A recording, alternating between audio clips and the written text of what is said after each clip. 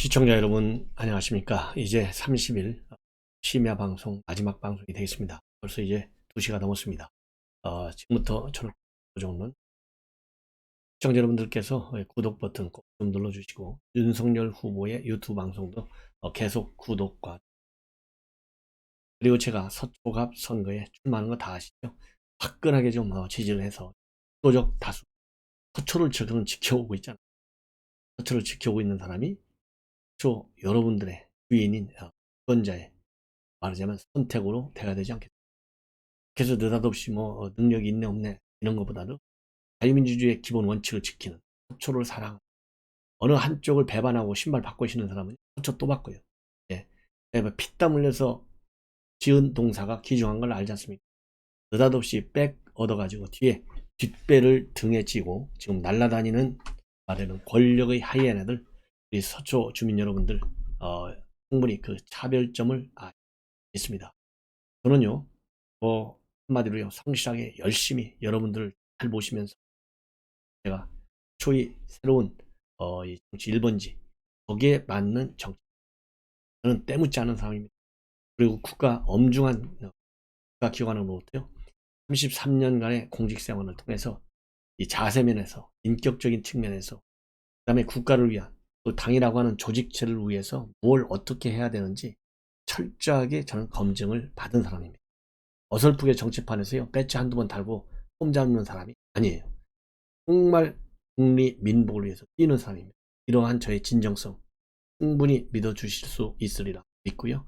어설프게 이름 하나로 찍는 시대는 이제 우리 서초 갑지역에서는 종지부를 찍어야 되겠다. 그래서 여러분들께서 한 사람 한 사람을 능력 면에서, 그리고 인간적인 품성 면에서, 그리고 정치적인 정치인으로서의 자질적인 측면에서 지조 있고 신조 있고 확실한 봉사자의 정신을 갖춘 사람, 권력을 향유하기 위해서 날아다니지 않는 사람, 바로 저 전옥현입니다. 확실하게 여론조사 전화가 오면요 받으셔가지고 전옥현 딱 찍어주십시오. 저는 여러분들 잘 아시다시피 윤석열 정권 교체를 정말 불철주야 노력하고 있는 사람입니다. 현재 국가안보 지원 단장으로 일을 하고 있고 외교정책 공약을 다듬는데 적극적으로 참여하고 있습니다. 여러분들께서 저는 진정으로 윤석열 후보의 당선을 위해서 뛰는 사람입니다. 말로만, 입으로만, 폼으로만 뛰는 사람이 아니에요. 이런 점을 충분히 인지하고 계시리라 믿습니다. 자, 이런 측면에서요 지금 이제 날이 새고 나면은 30일이니까 31일에 저녁 6시에 국회의원 회관에서 토론을 한다. 이거는 이제 정의가 돼 있어. 그런데 이 토론을 어떤 형식으로 할 것이냐를 두고 양당 협상단에서 협상을 계속 하는데요. 제가 오늘 아까 저녁 때까지도 이루어질 지금 협상, 실무 협상이 진행되고 있다. 지금 오늘 실무 협상도 결국은 결렬이 됐습니다. 자, 이재명이가요 특검하자 대장동 해놓고서 특검 지금 진행되고 있어요. 근데 특검을 하려면 누가 주도를 해야 됩니까? 민주당이 주도해야 돼요. 왜? 민주당이 전체 180석이고 또 법사위도 민주당이 꽉 장악하고 있잖아요. 특검법이 법사위에서 통과해야 돼. 말로는 하겠다 그러고 실제로 협상을 하면 아예 나오지도 않아요. 지금 똑같은 협상이에요. 31일 양자 토론을 두고서도 일어나고 있어요. 말로는 말이죠.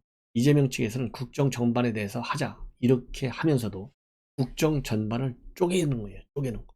정치, 경제, 도덕 이런 거 딱 다루는데, 그래서 우리 국민이 윤석열 후보는 그야말로 조건 없는 양자 토론, 그야말로 아무런, 말하자면 거의 자유 토론이다 이거죠. 충분하게 두 후보가 알아서 자유 토론하는 거예요. 정치도 10분, 경제도 10분 이렇게 쪼개지 말자 이거예요. 자, 그래서 결렬이 됐습니다. 여기에 대해서 이재명 후보, 이재명 후보 측에서도 입장문을 내고 당연히 비판하는 건데 이재명 후보 측에서 비판하는 거 들으나마나 뻔한 거 아니겠어요? 능력이 안 되니까 이걸 결렬을 자꾸 시키는 거예요. 우리 이양수 수석 대변인 뭐라고 했느냐, 이 실무협상에서 말이죠, 비상식적인 주제 쪼개기 방식을 고집해 협상 타결을 못해서 유감스럽다. 그래서 이재명 후보는 더 이상 주제 쪼개기로 양자 토론을 회피하지 말라. 그럼 어떻게 쪼개느냐, 주제를 성장 10분, 분배 10분, 대장동 10분씩으로 쪼개자는 거예요. 왜? 지금 대장동 문제에 관해서만 자유 토론을 해도요 밤새 할 수 있잖아요. 우리 윤석열. 이게 불리하니까 아니야 대장동만 10분 해, 또 이것도 10분만 해, 이건 5분만 해. 그래서 결국은 대장동이라든지 성남 풋볼클럽 이런 비리 주제를 숨기려고 하는 거예요. 이 얘기는 결국 뭡니까? 무늬만 토론이고 내용 없는 알맹이 없는 토론. 자, 이래서 이것이 깨졌어요. 자, 그래서 우리 윤석열 후보 국정 전반 현안에 대해서 아무런 조건 없이 자유 토론하자, 양자 토론하자. 이거는 분명하고 사흘에 한 번씩 1대1 토론을 열어서 국민 판단을 받자. 더 이상 회피하지 말고 실무 협상에 나서라. 이러한 입장을 내놨고요. 우리 윤석열 후보도 이 협상 결렬 후에 입장을 내놨어요. 조건 없는 양자 토론을 원한다. 당초 주제와 방식의 조건 없는 토론은 양자 토론 제안은 이재명 후보가 먼저 했는데 막상 토론이 임박해지니까 왜 이렇게 많은 조건을 달고 있느냐. 양자 토론의 본질은 조건과 제약이 없는 토론이고 국민 앞에서 당장 토론할 듯이 자신만만했던 이재명 후보는 도대체 어디에 있느냐. 이재명 후보는 더 이상 조건 없는 양자 토론을 회피하지 말고 31일 저녁에 온 국민 앞에서 양자 토론하자. 예, 이런 강한 입장을 내놨습니다. 예. 자, 그런데 이 양자 토론과 관련해서요, 선관위가 상당히 이상한 룰을 정하거나 굉장히 제한을 많이 하고 있네요. 제한이 많이 하고 있는 것은 법원에서 한계 설정을 너무나 많이 해줬기 때문에 한다. 그래서 어떻게 되어 있느냐? 못하는 게 너무 많아. 첫째, 방송사가 말이죠, 실시간으로 중계 방송하거나 또는 전체 이 토론 내용을 녹화 방송하는 것, 이거는 못하게 되어 있습니다. 그리고 각 방송사, 언론사가 가지고 있는 유튜브 채널로 중계 방송하는 것, 이것도 못하게 되어 있습니다. 그리고 또 유튜브 채널로 전체 영상을 게시해서도 안 되는, 이렇게 딱 되어 있어요. 그럼 뭐만 되냐? 방송사가 말이죠, 취재 보도 차원에서 양자 토론회를 촬영해서 녹화해가지고 취재하거나 보도하는 것, 요것만 가능하게. 그리고 정당 또는 후보자 또는 제3자가 양자 토론회 종료 후에 전체 또는 부분 영상을 유튜브 채널 등 인터넷 홈페이지에 게시하거나 양당 인터넷 홈페이지에 생중계 중인 유튜브 채널의 주소, 링크를 게재하는 것은 가능하도록 되어 있습니다. 그리고 양자 토론회 참석자 범위는요, 방청객과 유튜버 등 청중에 해당하는 경우는 참석이 불가능합니다. 딱 후보 보좌 인력, 촬영 스텝, 언론 기자에 한해서만 허용하도록 굉장히 제한이 많이 되어. 그래서요, 결국은 뭐냐? 청중이 없는 온라인 토론만 가능하다, 이렇게 되어 있습니다. 그리고 이준석 대표는요, 우리 윤석열 후보의 경우에는 이 경선 과정에서 16번 토론했기 때문에 그야말로 이 홍준표, 유승민, 원희룡 이런 분들하고 이 기싸움에서도 절대 안 밀렸다. 따라서 윤석열 후보가 격에 경선에서 이긴 것 아니겠느냐.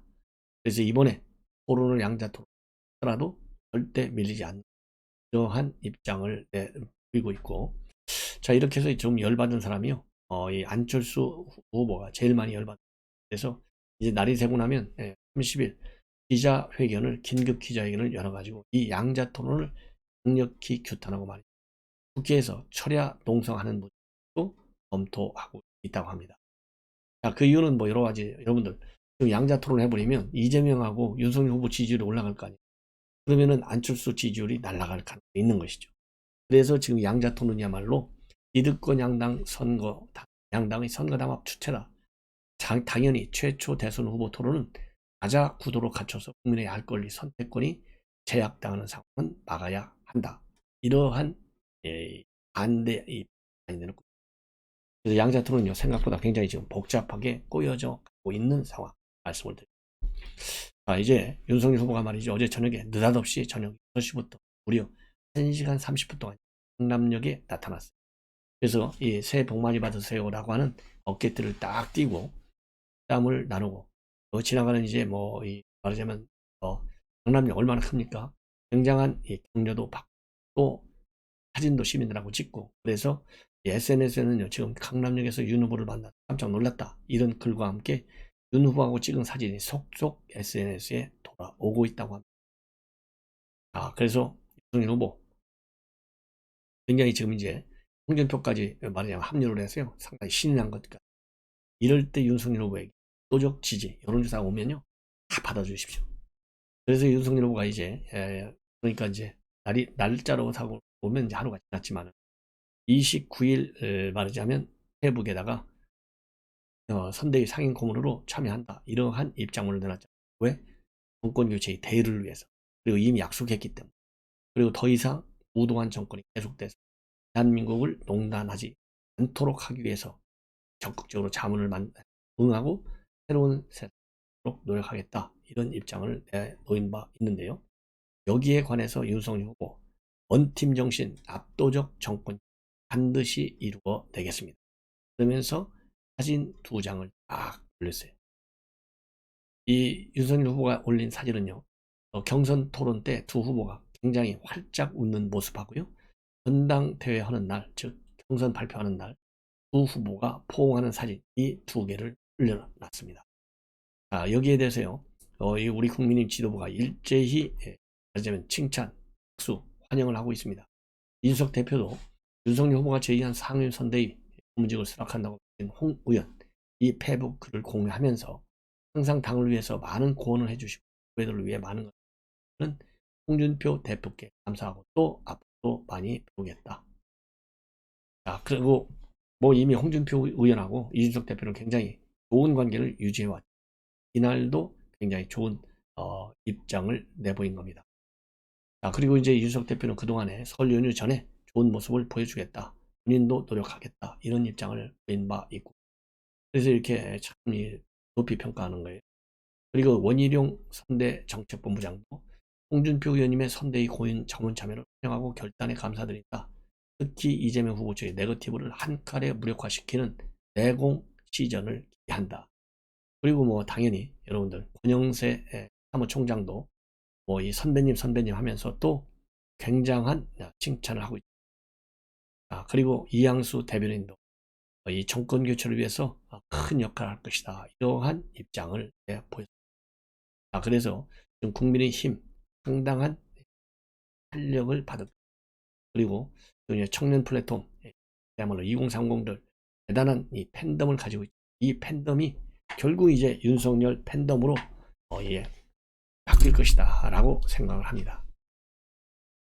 이번에는요, 우리 여권을 비판하는 김어준, 이거를 또 이해찬, 이 본성을 나타낸 김어준이가 정경심 교수 징역 4년 받았잖아요. 여기에 격양을 하고 있어요. 그래서 비판문을 지금 본인의 방송을 해놨는데, 이거 한번 얼마나 좀 우리 야권을 향해서, 법원을 향해서 김어준이가 쏟는 독설 우리가 알아야 됩니다. 자, 뭐라고 얘기했느냐? 그냥 막 방학 때 뿌리는 상으로 감옥에 5년을 갔다, 5년을 보냈다.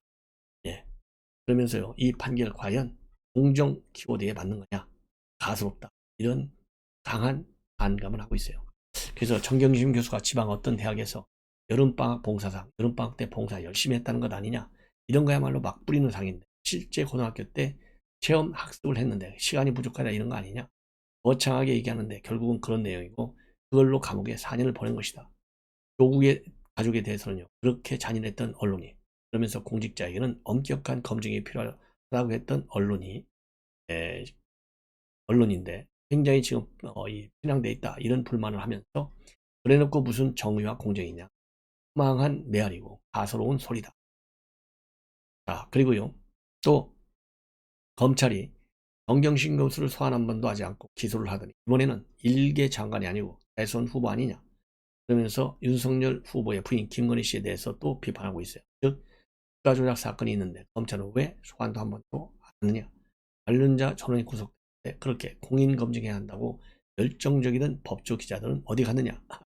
이게 아니, 검찰에서 1년 6개월 7개월 8개월 막 파고 또 파도 아무것도 안 나오는데, 이게 그러면은 감정으로 개인의 인권, 이거를 말하자면 짓밟으라는 얘기잖아요. 이게 민주당식 사고예요. 이게 김어준의 한계예요.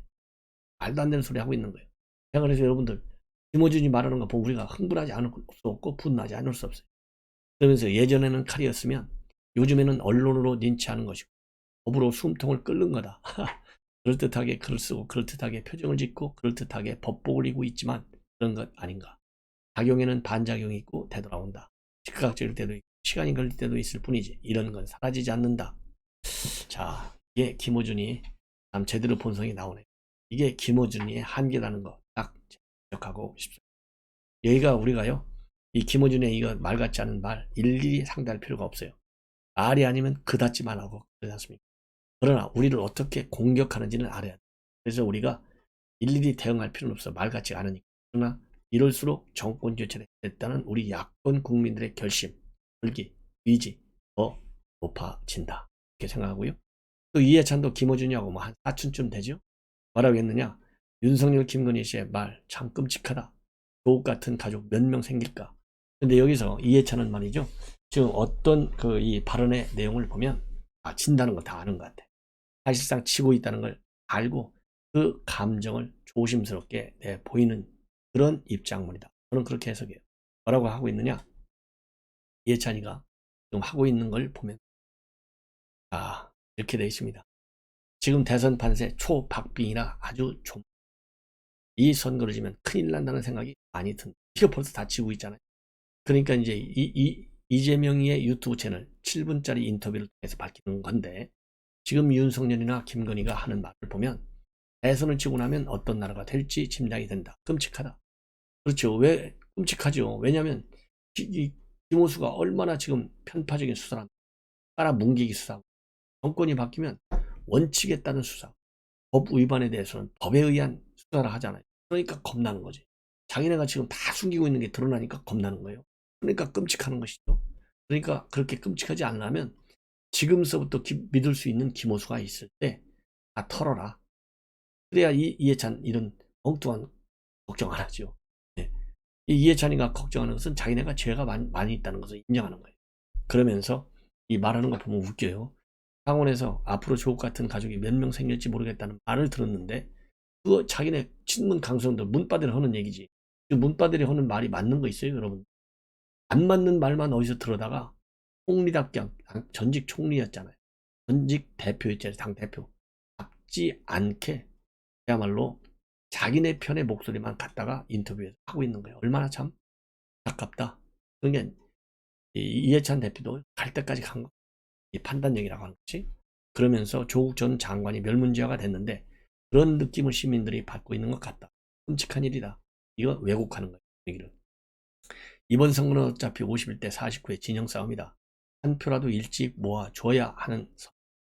그러면서 대선 패배 가능성을 모르니까요. 걱정하지 마라. 절대 안 진다. 국민을 믿어야 한다. 국민들은 결코 저런 사람들에게 정권을 맡지 않는다. 착각은 자유. 지난번에 서울시장 선거 때 이해찬 뭐라고 그랬어요? 선거 2, 3일을 앞두고서도 우리가 확실하게 이기는 여론조사를 가지고 있다. 이렇게 얘기했거든요. 얼마나 거짓말을 잘해요.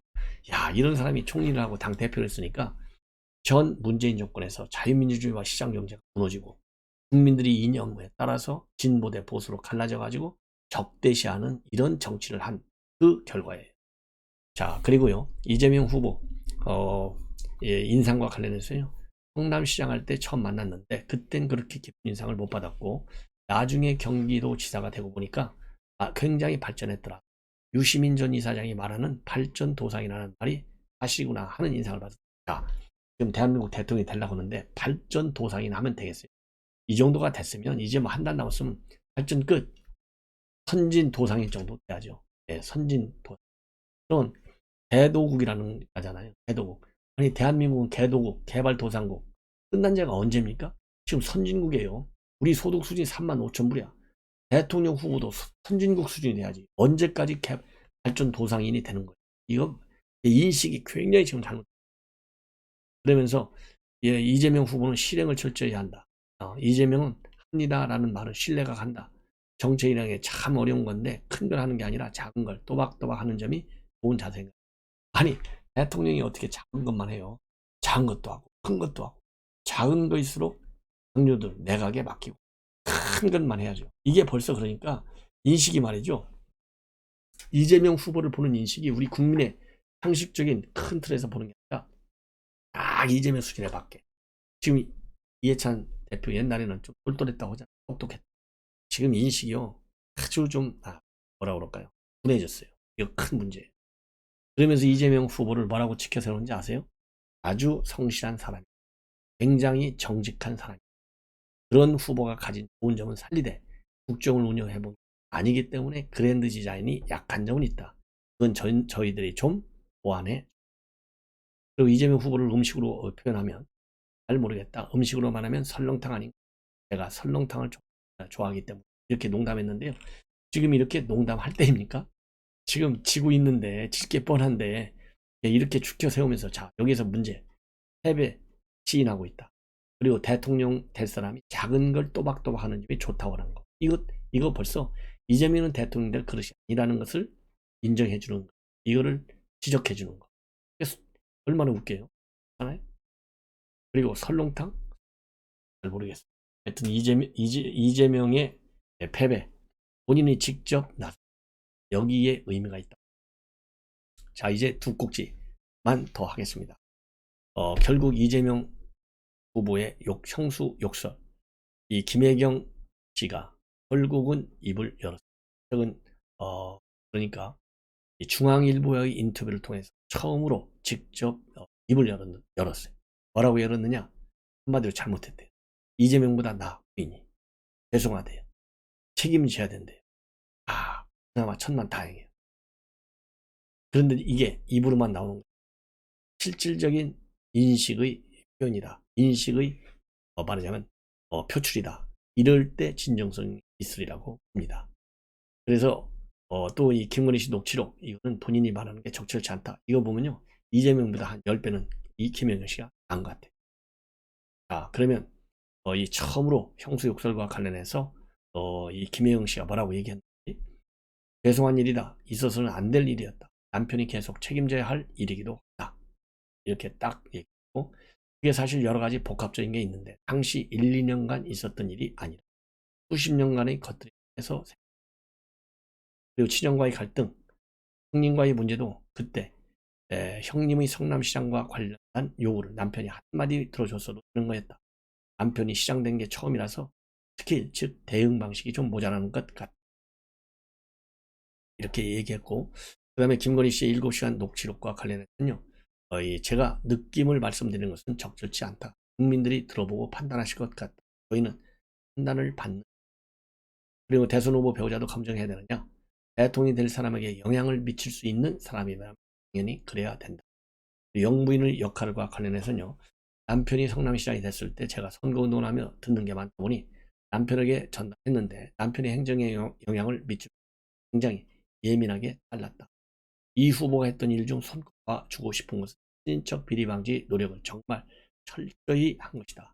그건 거짓말. 왜냐하면 철저히 했는데도 이렇게 지금 비리 의혹이 나오고 있다? 그러면 무능한 거예요. 그러면 대통령 후보 나오면 안 돼. 그렇잖아요. 성남시장 할 때부터 이런 비리 의혹도 못 막았는데 대통령은 얼마나 더 큰 자리인데 성남시장에 수백 배, 수만 배 되는 그런 비리 하나도 제대로 관리하지 못하면 어떻게 대통령 후보에 나왔냐 이거예요. 이거 이재명 빨리 이런 점도 이 문제가 커요. 그리고 또 여성 유권자들 지지를 못 받고 있는 거. 이거와 관련해서는 답답하다. 그러면서 이대남 이대녀 이렇게 표현하기도 싫고 여성 남성 정책이 따로 있는 게 아니지 않을까. 그러면서 이재명 후보가 끝까지 소신을 지켜서 남녀를 갈라치게 하는 정치인이 아니라 통합하고 함께 잘 살게 하는 그러한 정치인이 됐으면 좋겠다. 그리고요, 대통령이 되어야 할 이유. 이재명은 위기에 강한 사람이라고, 강한 사람이다. 그리고 올해로 31년째 같이 살아보면서 느낀 것. 삶의 파도가 올 때, 가정적인 일이나 적인 위기의 일 때 오히려 차분해진다. 먼저 해야 할 것과 나중에 해야 할 것을 구분한다. 글쎄, 이게 진짜라면 그나마 그나마 다행이네요. 그리고 사람들은 그걸 실용적이라고 판단한다. 그런 점 때문에 성남시장과 경제지사, 대선 후보까지 국민들이 키워졌다. 그래서 위기에 대한민국을 좋은 방향으로 전환시킬 사람은 이재명밖에 없다고 말씀해. 저도 거기에 한 표. 야, 이거 사전에 누가 답안 써준 것 같아요. 답을 너무 잘해. 자, 이제는 김종인 씨. 이거 지금요, 민주당에서 러브콜 많이 보내는 것 같아요. 지금 이 언론 보도는 한국경제가 보도하고 있는 건데요. 두 사람입니다. 대표적으로. 하나가 박용진, 다른 하나는 손혜원. 이거 손혜원이 심심하면 한 번씩 나와요. 좀 문제인데. 박용진, 바로 YTN 인터뷰에서요. 김종인 위원장이 이재명에게 여러 가지 애정과 호감을 갖고 있다. 그리고 김종인 위원장이 문재인 정부에 대해 실망이 있고 정권 교체를 해야 된다는 생각을 갖고 있는 것 같지만 이재명 후보에 대해서 적개심이나 나쁜 인연이 있지 않다. 이렇게 해서 입장을 밝히고 있고요. 손혜원 의원, 김종인 위원장하고 25년 직이라고 합니다. 여기도 이제 YTN 이동영의 뉴스정 나와서 김종인 위원장과 자주 뵙고 전화를 하는 사이다. 저야 이재명 후보 장점을 많이 알고 있는 사람이기 때문에 기회가 될 때마다 김종인 위원장한테 이재명 도우셔야 한다 이렇게 얘기합니다. 그러면서 이재명 후보의 만난 가능성에 대해서는요. 이분을 모셔가면 분명히 도움이 되는데 절대 안 가실 거다. 당 밖에서 정책 관련 조언 정도는 해줄 수 있다. 그러면서요. 본인이 국민의힘에 가지 말라고 알렸다. 이런 얘기도 하고 있어요. 그러면서 김종인 위원장과 25년 동안 알고 지냈는데 윤석열 후보는 조금 김종인 위원장이 좋아하는 취향이 아닌 것 같다. 그러니까 뭐 윤석열한테 잘린 게 아니라는 거예요. 이 얘기는 윤석열이가 자른 게 아니라 김종인 위원장이 궁합이 안 맞으니까 다발로 나갔다. 이걸 체면좀 많이 세워주는 건데 그러면서요. 이준석 대표가 이재명 후보에게 김종인 위원장을 만나봐야 별로 좋은 소리 못 들을 거야. 이런 얘기를 어제 했잖아요. 이거와 관련해서 그거는 이준석 대표가 겁이 나서 그런 거예요. 김종인 위원장이 이재명 후보를 도우면 판이 바뀔 건 뻔히 알기 때문이다. 그러면서요. 좋은 소리를 들으려고 이분을 모시는 게 아니지 않느냐. 이 나라가 가야 하는 방향이라든지 정책적인 부분에서 같이 공유할 수 있다면 얼마든지 도울 수 있을 거라고 본다. 그걸 윤 후보는 거부한 게 아니냐. 그러면서요. 앞으로 김종인 위원장과 이재명과의 회동과 관련해서는 개인적으로 존경하는 역량 있는 정치계의 어른이셔서 자주 연락을 드리면 필요한 조언도 해주시고 가야 할 길도 제시해 주고 그러면서요. 김종인 위원장을 만나는 게 필요한지 아닌지를 판단하는 것은 힘들긴 한데 기회가 날 때 찾아받는 게 도리일 것 같다. 이재명 후보도요. 상당히 김종인 위원장과의 해동에 적극적 입장을 지금 가지고 그래서요. 언젠가 지도자도 모르게 김종인 위원장 또 모셔갈지 모르겠어요. 자, 취재진 여러분들 잘 좀 취재해 주시기를 당부드립니다. 이것으로 오늘 심야 방송을 모두 마치겠습니다. 하나님